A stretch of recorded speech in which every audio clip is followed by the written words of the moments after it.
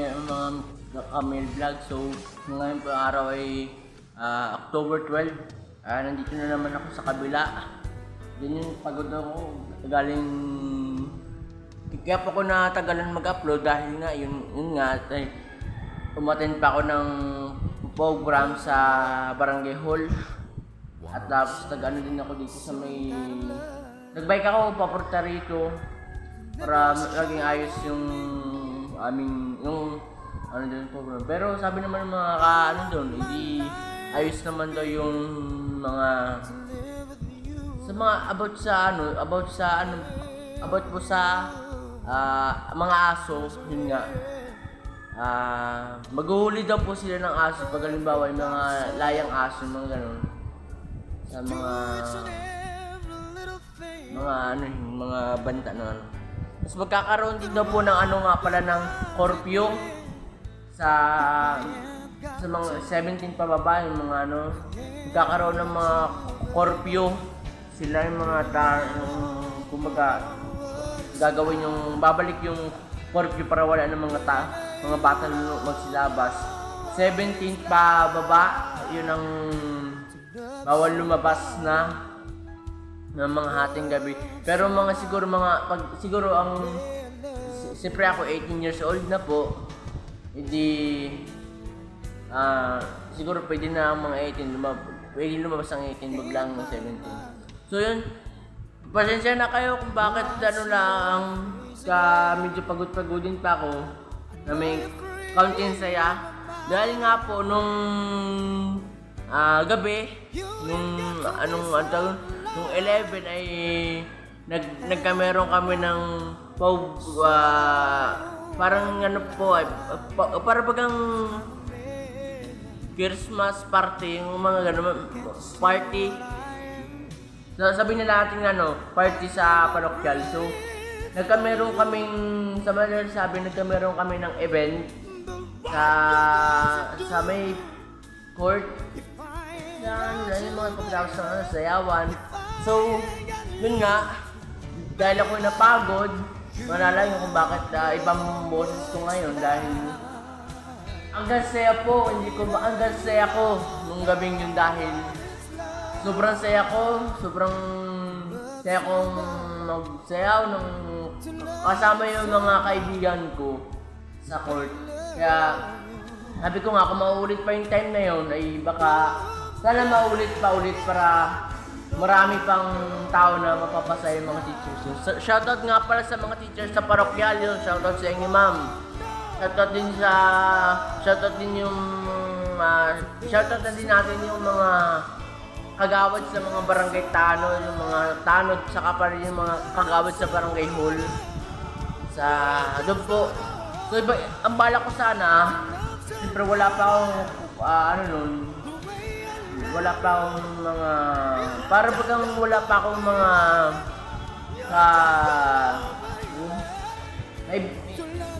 ang bala ko sana, mag-vlog doon kanina, kaso, nag-ailangan lang ako, gawa ng baka mga pag in-upload ko.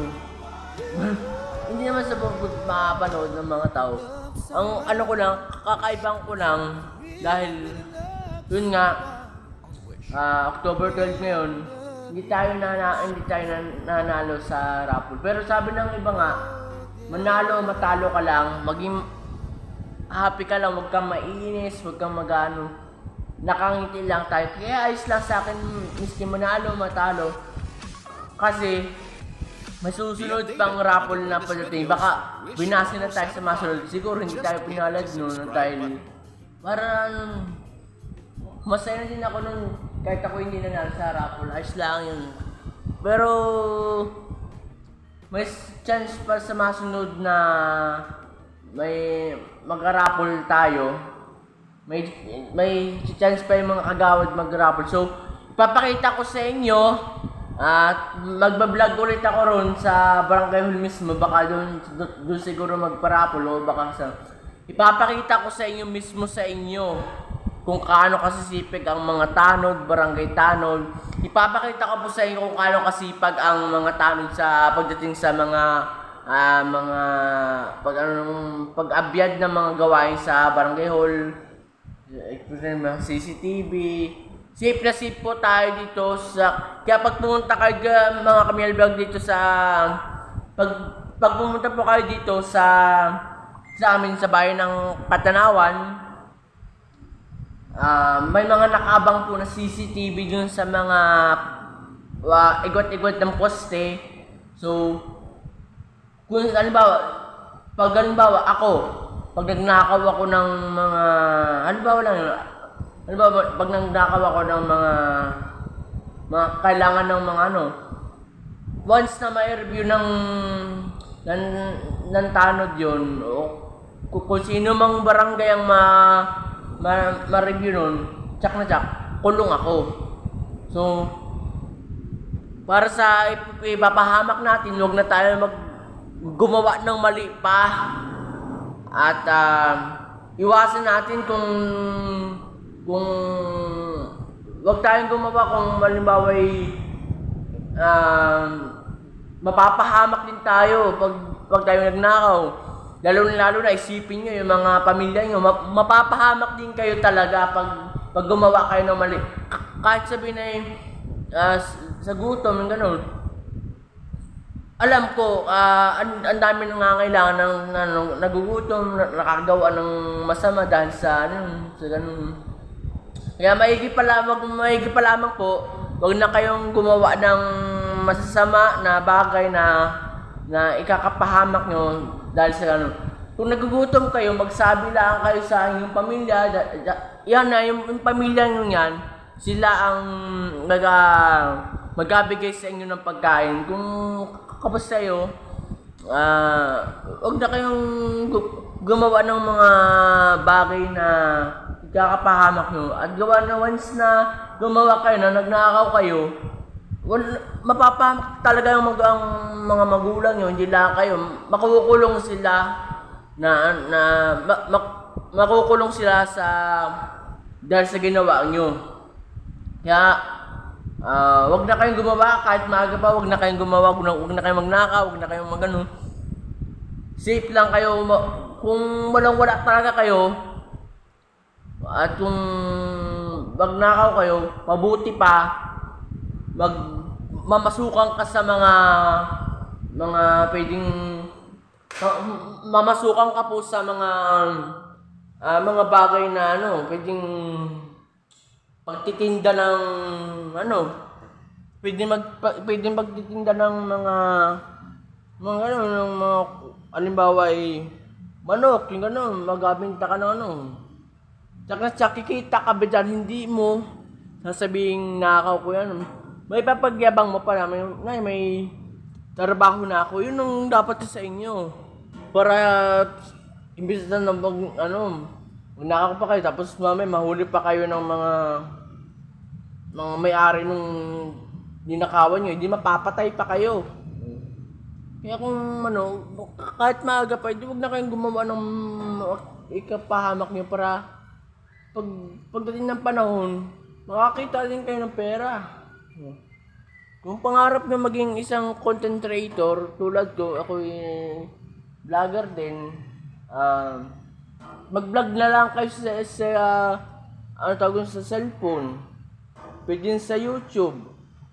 Pag na-upload nyo, pag may ads na yung YouTube nyo, makakatanggap kayo ng malaking kwarta. Makakapagpagawa kayo ng bahay. Alam ko sa lahat ng mga content creator dyan, saludo ako sa inyo. Saludo ako sa inyo. Kung pangarap nyo maging vlogger, i-upload nyo sa YouTube. At pag nakita ng mga tao yan, pag mag-follow at subscribe, pag lumaki, di yun. Maging ayos pang kakita pa kayo ng pera. So, lalabas ako maya dahil tubig? Saan?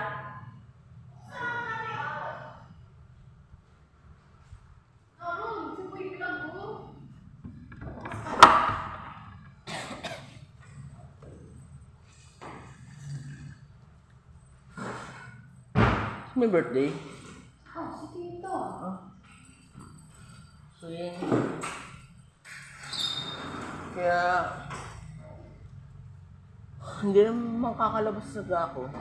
Umuulan kasi, baka mamaya magkasakit pa tayo.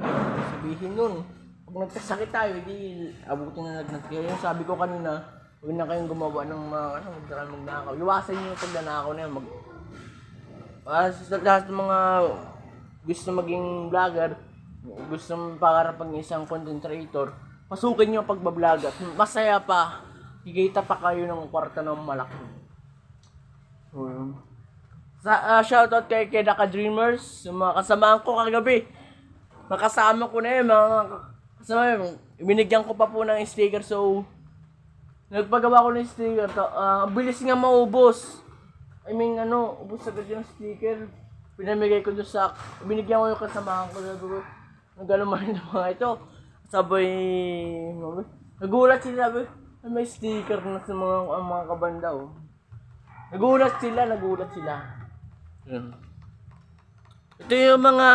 Ito po yung mga halaman.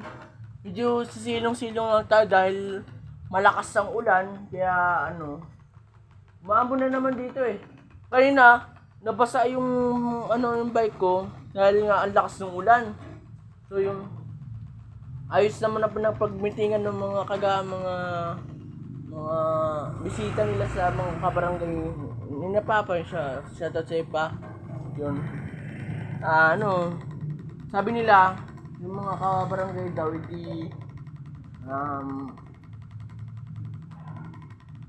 may sinabi sila, nakalimutan ko lang. Pero, mamaya, maalala ko na po yun. So, umuulan ka. Umambon ng bon, pero, pahapyaw na natin, i-vlog muna ito. Ha? Mamaya. Wait lang, taga-video na. Mapunta ko dyan. Okay. So, ito yung kalamansi. Oops.